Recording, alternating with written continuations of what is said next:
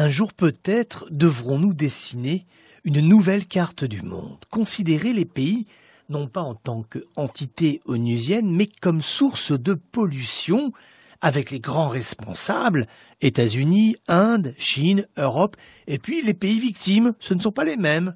Les études récentes démontrent que les pays pauvres sont les plus affectés, ce qui est doublement injuste. Non seulement ils n'y sont pour rien, mais faute de médicaments et d'infrastructures de soins, ils souffrent de la pollution, tombent malades et meurent. 9 millions de personnes chaque année, chiffre vertigineux. 9 millions, c'est 3 fois plus que le nombre de victimes du sida, de la tuberculose et du paludisme additionnés les uns aux autres.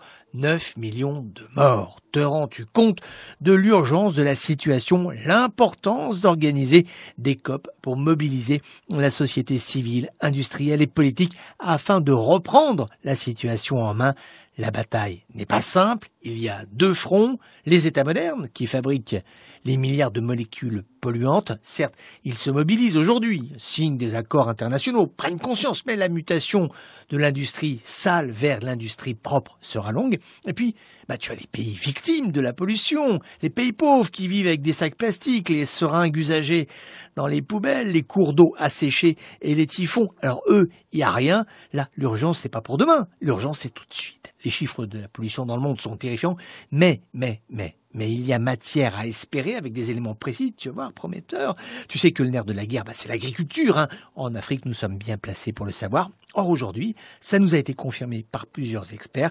Plus un agriculteur travaille proprement, plus il rentabilise son exploitation. En clair, si tu dépenses dans le matériel, les engrais chimiques, tu t'endettes, les cours du marché ne te permettent pas de relever la barre, donc tu deviens déficitaire. En revanche, si tu engages peu de frais, si tu investis peu sur ton exploitation, si tu millimètres tes engrais, tu travailles ton produit. La rentabilité est au bout de la ligne. C'est l'effet bio, c'est la green economy, le geste noble de l'artisan qui travaille sans affecter, sans polluer son environnement. Les chiffres sont encourageants. Bon, là encore, ce sera long, mais il faut s'habituer à l'idée que nous ne réparerons pas en quelques heures ce que nous avons détruit en plusieurs années.